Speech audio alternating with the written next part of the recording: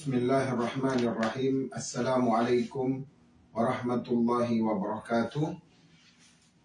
Alhamdulillahi rabbil alamin wa bihi nasta'in ala umuri dunya waddin. Wassalatu wassalamu ala ashrafil anbiya'i wal mursalin wa ala alihi wa sahbihi ajma'in. Allahumma fasalli wa sallim wa barik ala nabiyyina wa habibina wa muallimina wa qudwatina sayyidina Muhammadin wa ala alihi wa sahbihi ajma'in. Alhamdulillah, jamaah Iqnia yang dimuliakan oleh Allah Subhanahu wa taala, kita berjumpa lagi di program Ta'lim Subuh bersama Iqnia Center. Yang ingin kami sampaikan pada kesempatan kali ini, tak bosan-bosannya kami mengajak jamaah sekalian untuk salat subuh berjamaah di Iqnia Center, sebagaimana kita mengharapkan kegelapan kita menuju masjid akan menjadi balasan cahaya nanti ketika berada di padang mahsyar. Basyiril masyaina fi zulamil laili fi zulamil fajri binuri tamah yaumal qiyamah. Beritakanlah kegembiraan bagi orang-orang yang mengambil suatu jalan di kegelapan untuk menuju masjid pada salat fajar dengan digantikan cahaya pada hari kiamat.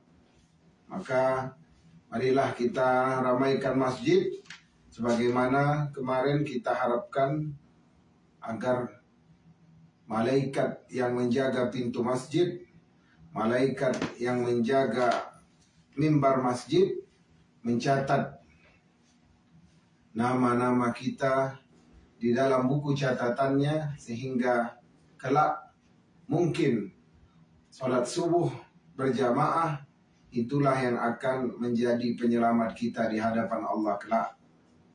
Pada kesempatan kali ini saya akan membahas sedikit tentang keluarga Imran, atau juga di dalam Al-Quran dijadikan sebuah nama surah, yaitu surah yang ketiga, Surah Ali Imran atau keluarga Imran.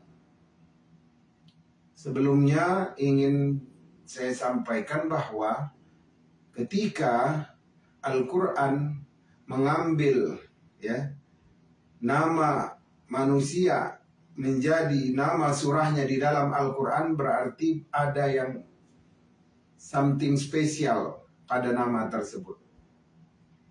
Ya, misalkan surah Muhammad, tentulah karena untuk membesarkan, mentakzimkan nama baginda Rasulullah SAW. Kemudian surah Ibrahim. Begitu juga dengan surah Ibrahim. Untuk apa? Supaya kita mengenal Nabi Ibrahim, supaya kita merasa bahwa Nabi Ibrahim itu adalah perjuangannya perjuangan terhebat.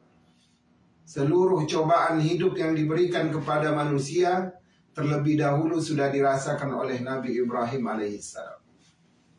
Kemudian ada surah Yusuf, untuk memberikan idol, panutan baru bagi anak muda yang hidup sepanjang generasi apapun, sepanjang zaman, yang hidup di zaman apapun.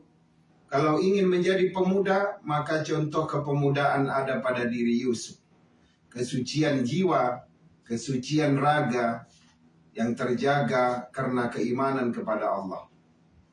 Kemudian untuk idol seorang wanita, anak gadis, muda belia, yang kita mau ambil dari Al-Quran, siapa ayah misalkan anak kita bertanya, maka kita mengatakan contohlah Maryam. Walaupun tinggal pada zaman yang rusak, pada saat itu kebiasaan Bani Israel yang rusak, tapi Maryam tetap menjaga kesuciannya. Maryam adalah orang yang senantiasa berkhidmah kepada Allah Subhanahu wa taala di Baitul Maqdis. Menjaga dirinya dengan fitrahnya sebagai perempuan, yang terjaga dalam pengawasan pamannya, yaitu Nabi Zakaria dan bibinya Hannah ataupun ibunya Hannah. Ya, mengajarkan kepada kita, oh ternyata anak perempuan itu harus senantiasa di dalam pengawasan orang tuanya. Tidak terlalu istilahnya kalau kata orang Medan itu lasak, kesana kemari, keluyuran. Nah. Kemudian ada juga yang dia tidak nabi dan tidak menjadi seorang rasul, tapi namanya dijadikan nama surah dalam Al-Quran. Contohnya siapa? Maryam. Kemudian juga ada Imran. Bahkan Imran bukan hanya dirinya yang Allah banggakan, Allah ta'zimkan, tapi seluruh keluarganya. Kemudian ada Luqman. Ya, Luqman bukan nabi. Ya, bukan juga seorang rasul, bukan juga seorang wali. Tapi Allah abadikan namanya di dalam Al-Quran. Nanti pembahasan Luqman ada khusus.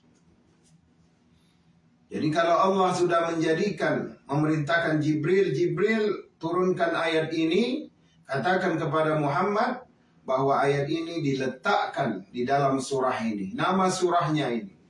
Dipilihkan nama surahnya.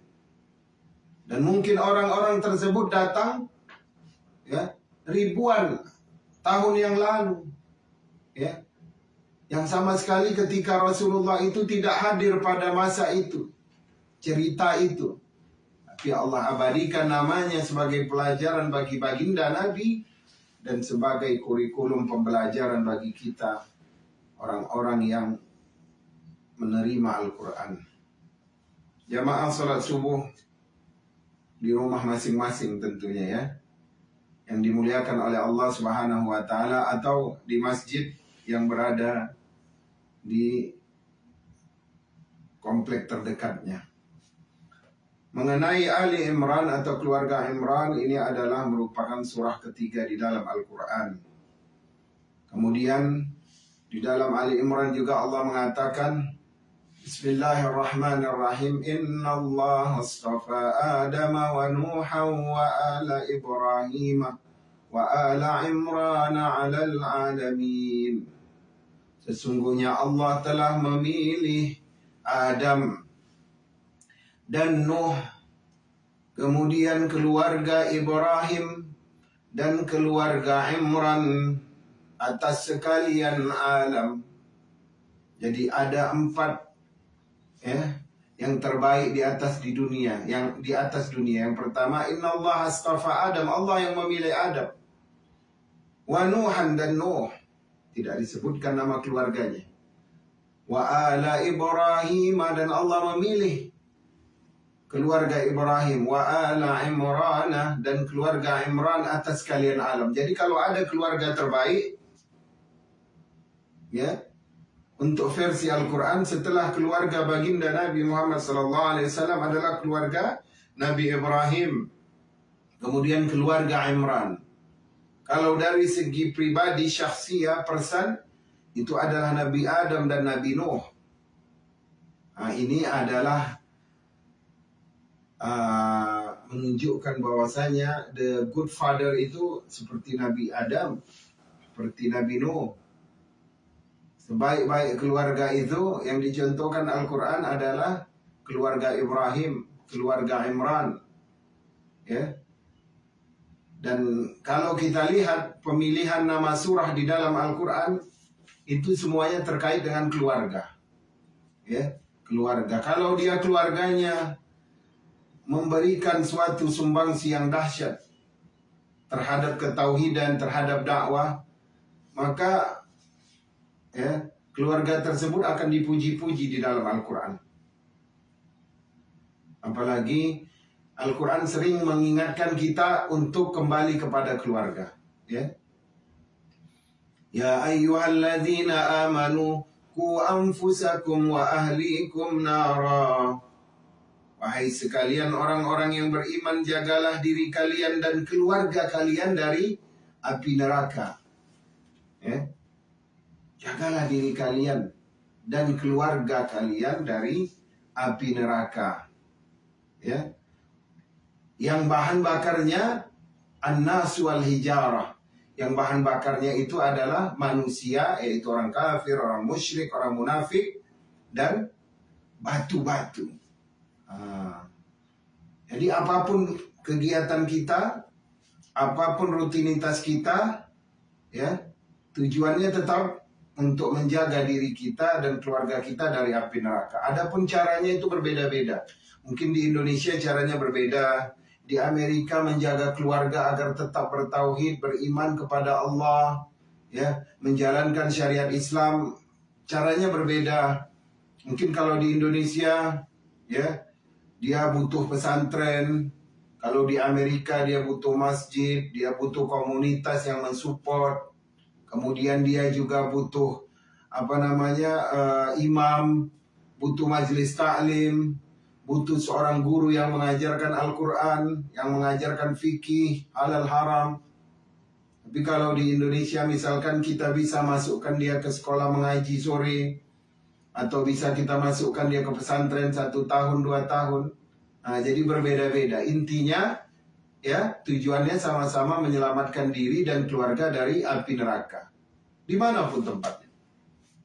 Kembali ke Imran, ya. Tapi ada satu keistimewaan, yaitu Ali Imran. Kenapa tidak dikatakan Ali Daud? Ya, bukan maksud untuk mengecilkan keluarga Nabi Daud alaihissalam. Ya. Tapi begitulah cara Allah menunjukkan bahwasanya bukan hanya seorang raja, bukan hanya seorang nabi yang kami istimewakan kelak di dalam surga, tapi ada satu orang yang hanya bekerja sebagai qadhi ataupun pemberi ataupun sebagai pegawai pemerintahan pada zamannya. Dia bukan seorang raja, dia bukan seorang nabi, tapi dia seorang good father, ya. Dan dia hidup dengan keadaan yang sangat menjaga kehalalan dan keharaman syariat pada masa itu. Kita tahu Imran adalah seorang qadhi atau seorang pejabat hukum. Kemudian Imran hidup pada zaman, ya, Imran ini adalah kakek dari Nabi Isa alaihissalam, karena Imran mempunyai seorang anak gadis yang bernama Maryam alaihissalam. Kemudian Maryam, Allah tiupkan kepadanya kalimat, ya, kun fayakun, maka lahirlah dari rahimnya yang bernama Isa. Jadi Isa itu adalah anak dari Maryam, Maryam adalah anak dari Imran dan Hana. Imran adalah seorang qadhi, pejabat hukum pada masa Bani Israel. Kalau tahun Masehinya itu adalah 500 tahun sebelum kelahiran baginda Nabi Muhammad SAW. Di mana keberadaan keluarga Imran? Di Yerusalem, ya. Di mana kelahirannya? Di kota Baitul Laham. Yang ingin saya sampaikan di sini adalah bagaimana Imran dipilih menjadi Imran dan keluarganya. Bukan hanya Imran, tapi juga keluarganya. Dicantumkan namanya Ali Imran, keluarga Imran. Sekarang yang pertama, sebab-sebab dipakai keluarga. Kalau kita lihat kelilingnya, memang dia dikelilingi oleh orang-orang beriman yang hebat. Ya, dan dahsyatnya di dalam keluarga Ali Imran itu ada 3 nabi. Tapi Imran bukan nabi. Ada Nabi Zakaria, iparnya Imran. Kemudian ada Nabi Isa, cucunya Imran. Kemudian ada Nabi Yahya, anak dari Nabi Zakaria. Tapi Allah memilih Imran yang bukan nabi. Ini motivasi bagi kita. Ya. Walaupun kita bukan seorang yang faqih dalam ilmu agama, pergi safari dakwah ke sana kemari, tapi kita tetap bisa menjadi hamba pilihan Allah dengan kelebihan kita masing-masing. Oh, ada yang dia kelebihannya di bidang broadcasting, maka dia bantu masjid dengan keahliannya.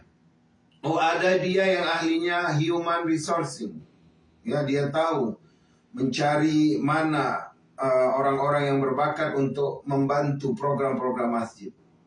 Ada yang dia memang ada di kelebihan harta, maka dia mensupport dari hartanya untuk program masjid, untuk perbendaharaan masjid. Maka dia datang dari jalur itu. Oh, ada yang dia memang diberikan sedikit ilmu agama, maka dia yang menjadi pengisi acara di masjid tersebut. Jadi Allah tidak akan melebihkan, ya, tidak akan membedakan. Sebagaimana Imran, namanya yang dipilih untuk menjadi leader dari surah Ali Imran, keluarga Imran. Kemudian mengapa yang dipilih keluarga Imran? Karena keluarganya diisi oleh orang-orang yang berjuang untuk tauhid, untuk ajaran Allah, untuk syariat Allah. Kemudian mereka juga mempertahankan kehidupan berdasarkan fitrah. Ya, kehidupan berdasarkan fitrah itu apa? Senantiasa menjaga tauhid, menjaga kehidupan dengan syariat, terutama mereka syariatnya syariat Nabi Musa, ya, karena pada saat itu belum dilahirkan Nabi Isa, ya. Syariatnya syariat Musa. Kemudian mereka menjaga diri dengan kejujuran, iffah, ya, merasa cukup, tidak meminta-minta. Kemudian juga mereka terhindar dari praktek rasuah, ya, sogok menyogok yang kala itu memang menjadi kebiasaan Bani Israel, ya. Bani Israel, para ulamanya sering mendapatkan pemberian, ya. Para ulama, orang-orang alim pada masa itu dari kalangan Bani Israel sering mendapatkan sogokan dari pemerintah Romawi, ya, sehingga mereka membuat hukum-hukum, ya, hukum-hukum yang diambil dari Taurat, dan mereka tafsirkan sesuai dengan keinginan para penguasa pada saat itu. Jadi, tapi ada sesosok hakim atau qadhi yang dia tidak bisa disentuh dengan sogokan, yang dia tidak bisa ditawar-menawar, kecuali dengan berhukum kepada Taurat, berhukum dengan keadilan, ya. Kemudian dia menjadi seorang hakim, seorang qadhi yang jujur. Kemudian juga ditemani oleh istri yang saleha, ya, yaitu Hannah. Kemudian juga mempunyai seorang ipar yang juga seorang nabi, ya, yaitu Nabi Zakaria, ya, seorang nabi yang dikenal sebagai nabi yang sangat penyabar. Kemudian nabi yang sangat yang mempunyai kebiasaan yaitu selalu bangkit di sepertiga malam, ya. Apa kata Al-Quran? Ya Maryamu anna laki haza, ya, ya Maryamu anna laki haza. Wahai Maryam, dari mana engkau dapatkan makanan buah-buahan musim panas ini di musim dingin, ya. Kemudian dijawab oleh Maryam, sungguhnya ini dari Tuhanku, sesungguhnya Allah memberi rezeki kepada yang dia kehendaki.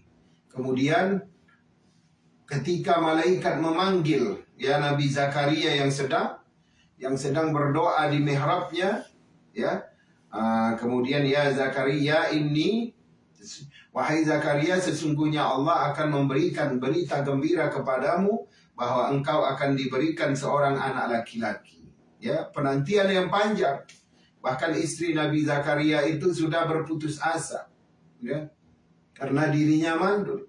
Tapi karena Maryam, ya, Maryam mengatakan sesungguhnya Allah memberi rezeki kepada yang dia kehendaki, wahai pamanku, ya.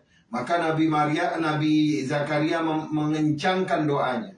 Maryam saja yang tinggal di dalam sebuah kamar di Baitul Maqdis, yang pintunya itu, ya, ada 7, ya. Kalau dari mihrab mau menuju kamar Maryam itu harus melewati 7 pintu. Yang tidak ada seorang pun bisa masuk ke dalam kamar Maryam kecuali pamannya ini, Nabi Zakaria. Tapi begitu melihat kamarnya, Nabi Zakaria itu terkejut, ya. Buah-buahan musim panas itu ada di musim dingin. Buah-buahan musim dingin itu ada di musim panas. Yang ini adalah sesuatu yang mustahil. Siapa yang mengantar buah-buahan ini? Bagaimana buah-buahan yang tidak pada musimnya ada di kamar Maryam? Kemudian dijawab oleh Maryam dengan satu kalimat, Innallaha yarzuqu man yasha'u bighairi hisab. Sesungguhnya Allah akan memberikan rezeki ya kepada siapa yang Dia kehendaki, ya, tanpa perhitungan kita, ya, tanpa hitung-hitungan, ya. Kalau Allah sudah berkehendak, maka 7 lapis dari pintu yang menghalangi Maryam dari mihrabnya Nabi Zakaria, ya, itu tidak menjadi halangan untuk Maryam mendapatkan rezeki Allah. Maka di situ naik semangat Nabi Zakaria untuk meminta kembali, ya Allah, aku menginginkan, aku meminta diberikan seorang anak laki-laki. Setelah datang keyakinan itu, maka Allah mengutus malaikat Jibril untuk memberitakan kegembiraan kepada Zakaria bahwasanya dia akan diberikan seorang keturunan. Itulah kelak namanya Nabi Yahya bin Zakaria. Sekarang kita kembali ke Imran. Kenapa Imran yang dipilih? Karena Imran adalah ketua keluarga di kalangan orang-orang yang saleh, tapi kesolehannya bukan hanya di keluarganya, dia tunjukkan di kalangan masyarakatnya yang pada saat itu sudah rusak kehidupan sosialnya. Ya. Perempuan Bani Israel pada saat itu, anak gadisnya begitu lasak, keluyuran ke sana kemari. Ya. Banyak yang terlibat hubungan terlarang. Kemudian orang tuanya, pejabat-pejabatnya, alim ulamanya sudah dikuasai oleh pemimpin Romawi. Dan mereka mendapatkan harta yang banyak dari sogokan penjajah Romawi di Yerusalem pada saat itu. Kemudian perempuannya, ibu-ibunya adalah sekelompok orang yang suka menceritakan aib orang lain. Kesana kemari berkumpul untuk melakukan namimah. Ataupun An-namimah itu jadi lupa ini saking seriusnya. Ya, bawa cerita sini ke sana, kemudian orang akan berantem, ya, mengadu domba. Jadi pada saat, kalau kita lihat dulu baginda Nabi pernah lewat di sebuah pekuburan, kemudian Rasulullah mendengar jeritan, dikatakan kepada Zaid, ya Zaid, sesungguhnya ahli kubur, 2 orang yang berada di kuburnya ini tengah disiksa. Yang satu disiksa karena dia buang air kecil tidak membasuhnya, tidak dibasuhnya dengan air. Atau dalam riwayat yang lain dia buang air tapi dia tidak tutup auratnya. Yang kedua, dia disiksa karena namimah atau mengadu domba. Jadi ibu-ibu pada saat itu di Bani Israel pada zaman Imran adalah orang yang suka mengadu domba. Karena apa? Karena duit atau harta yang dibawa suaminya adalah harta yang haram, sehingga menimbulkan kemudaratan ke rumahnya, menjadi penyakit. Jadi harta yang haram yang kita bawa ke rumah kita itu akan jadi penyakit. Allah cabut keberkahan dari rumah kita itu, ya. Allah tunjukkan melalui keluarga kita, ya, dengan segala macam kelakuan negatif dari anggota keluarga kita. Tapi kalau ada yang begitu mendapatkannya, justru itu peringatan bagi kita. Cepat-cepat istighfar, cepat-cepat minta ampun kepada Allah, cepat-cepat bertaubat, ya, sebelum keadaan semakin buruk dan kita akan bosan kemudian menganggapnya biasa. Nauzubillah. Ya, kalau bapak-bapaknya apa kebiasaannya? Itulah tadi, ya, kebiasaan istilah kita itu menjilat lah, ya. Suka menjilat penguasa-penguasa Romawi, sehingga mereka mengabaikan hukum-hukum Taurat. Tapi ada satu hakim yang dia menjaga kesucian keluarganya, menjaga kehalalan hartanya, kemudian menjalankan syariat Taurat pada saat itu. Kemudian dia juga tidak tergoda dengan harta yang banyak yang diberikan oleh penguasa Romawi. Bahkan orang-orang yang di sekelilingnya, ya, teman-temannya yang juga merupakan alim ulama Bani Israel pada saat itu menggodanya untuk menerima, ya, pemberian dari pemerintahan Romawi. Tapi ya namanya Imran tetap berjalan sesuai dengan apa yang didapatkannya dari Taurat, apa yang didapatkannya dari syariat Nabi Musa pada saat itu. Dengan menjaga keifahan, tidak meminta-minta, dengan menjaga kejujuran, kemudian juga dengan menjaga integritas, ya. Kemudian yang paling terpenting adalah penjagaannya terhadap putrinya, ya. Apa yang disampaikan oleh seorang istri yang saleha, istri dari Imran di dalam surah Ali Imran, ya. Apa katanya dalam Al-Quran? Inna Allah astafa Adam wa Nuhan wa ala Ibrahim wa ala Imran ala alamin, ya. Zurriyatan ba'duha min ba'di wallahu sami'un alim. Iz qalat imra'ata Imran rabbi inni, ketika itu, ya, istri dari Imran berkata, inni nazartu laka, ya, sesungguhnya aku menazarkan, ya. Iz qalat imra'ata Imran rabbi inni nazartu laka fi batni, ya Allah, aku menazarkan kepadamu apa yang berada di perutku, ya. Ketika itu Hana, istri dari Imran, tengah mengandung, ya. Dalam kandungannya itu adalah Maryam, ya. Tapi ketika dia mengetahui anaknya seorang perempuan, ya, maka dia tidak membatalkan nazarnya tadi, bahwasanya anak yang di dalam kandungannya dia nazarkan untuk mengabdi kepada Allah Subhanahu wa taala, yaitu mendampingi, ya, adik iparnya yaitu Nabi Zakaria, ya. Untuk apa? Untuk berkhidmat kepada Allah, tinggal di Baitul Maqdis. Nah, ya, tinggal di Baitul Maqdis, mempersiapkan Baitul Maqdis, membersihkan Baitul Maqdis, ya.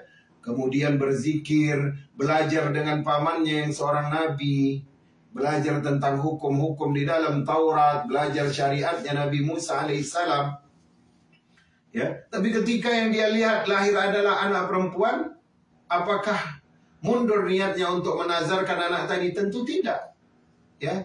Maka Hana tetap menazarkan bahwasanya Maryam ini nanti akan tinggal di Baitul Maqdis untuk mengabdi kepada Allah Subhanahu wa taala, untuk belajar ilmu agama kepada Nabi Zakaria. Sekarang kalau kita kembalikan kepada kita, ya, alhamdulillah masyarakat Indonesia di Atlanta sudah punya masjid, ya. Kalau kita dulu ibu-ibunya waktu hamil mau cari masjid, mau nazarkan anak, ya, untuk nganterin minuman, aqua, mungkin ngantar kue-kue ke masjid, atau mungkin paling tidak hari Jumat, ya, pada musim panas liburan, anak-anak kita bersihin masjid, persiapan untuk Jumatan, ya. Atau mungkin, oh, di sana ada imam, ada gurunya, kapan lagi anak kita mau belajar ngaji? Ya, contoh-contoh kecil seperti ini dilakukan oleh istri dari Imran, ya. Padahal itu anaknya belum ada, baru satu anaknya. Jadi diniatkannya untuk mengabdi kepada Allah Subhanahu wa taala di Baitul Maqdis. Mudah-mudahan nanti kita akan kaji lagi tentang keluarga Ali Imran, mengenal keluarga Ali Imran yang kedua. Tapi tadi kita sudah dapatkan bahwasanya Ali Imran, keluarga Imran dipilih karena mereka tetap menjalankan syariat walaupun di tengah-tengah masyarakat yang jahiliyah, masyarakat yang rusak. Yang kedua adalah bagaimana Imran dipilih. Pertama penyebabnya karena integritas, kejujuran, menjaga kefitrahannya sebagai manusia yang suci, manusia yang mempunyai nafsu, mempunyai syahwat, tapi dia bisa memfilter dirinya. Yang kedua, sebab pilihannya itu ada pada istrinya, karena ketika mengandung Maryam, dia bernazar anaknya untuk mengabdi kepada Allah, atau juga mengabdi kepada Nabi Zakaria bersama Baitul Maqdis yang dijaganya. Kemudian kita juga bisa mengambil contoh ini kepada diri kita dengan mempersiapkan anak-anak kita tumbuh kembangnya bersama masjid, bersama orang-orang yang ada di masjid, bersama komunitas yang selalu menjaga sholat di masjid. Ya, mudah-mudahan bermanfaat. Lebih dan kurangnya saya mohon maaf. Wabillahi taufiq wal hidayah. Wassalamualaikum warahmatullahi wabarakatuh.